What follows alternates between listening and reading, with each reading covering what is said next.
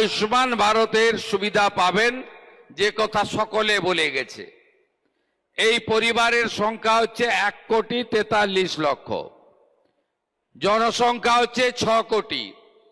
এর বাইরে যারা থাকলেন 80 লক্ষ পরিবার, তাদেরকে আমরা মুখ্যমন্ত্রী স্বাস্থ্য বিমাতে আনলাম। সুবিধা কি? স্বাস্থ্য সাথীতে আপনারা পশ্চিমবঙ্গে প্রাইভেট এবং সরকারি মিলে প্রায় 1500 মতো হসপিটালে কিছু কিছু সুবিধা পেতেন, সবাই পেতেন না।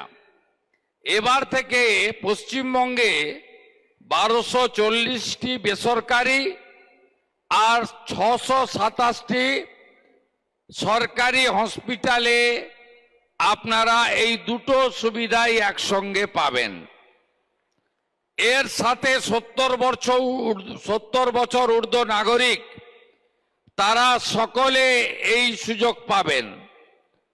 এই সুযোগ এতদিন ছিল পশ্চিমবঙ্গের মধ্যে। বিগত সরকার জনগণের দাবিতে একবার সিএমসি ভেলোরে 1 বছরের জন্য চালু করেছিল স্বাস্থ্য সাথীর কার্ড। পরবর্তীকালে সেটাও বন্ধ হয়ে যায়।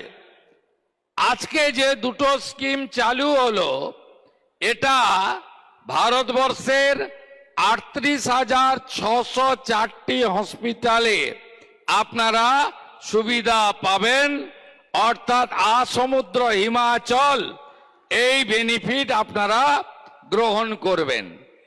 এর সঙ্গে 100টি অমৃত ফার্মেসি, 467টি প্রধানমন্ত্রী জন ঔষধি যোজনা, যার আজকে এগ্রিমেন্ট হলো, এবং সুদৃষ্টি কর্মসূচির মধ্য দিয়ে চোখের চিকিৎসা আমরা করলাম। আমি এই কর্মসূচির আগে সামনে যারা বসে আছেন প্রায় ঘন্টা 3 আমাদের প্রাইভেট হসপিটালগুলির কর্মকর্তারা, ম্যানেজমেন্ট, ইনক্লুডিং রামকৃষ্ণ মিশন পরিচালিত হসপিটাল, এরা আমাদের একটা কথাই শুধু বলেছে যে আমরা ক্যাটাগরি বিতে আছি, অর্থাৎ মুম্বাই, চেন্নাই, বাঙ্গালোর আর কলকাতাতে সেম রেট রয়েছে। কয়েকটা ক্ষেত্রে তাদের কিছু বক্তব্য আছে, আমি কথা দিচ্ছি सरकार सेटाओ विवेचना करबे। मैं सुनील जी का साथ बात कर लिया है, ये मौका है स्टेट गवर्नमेंट का, ये काम भी हम लोग करेगा। चीफ सेक्रेटरी को मैं बता दिया, मैं ये काम करूंगा।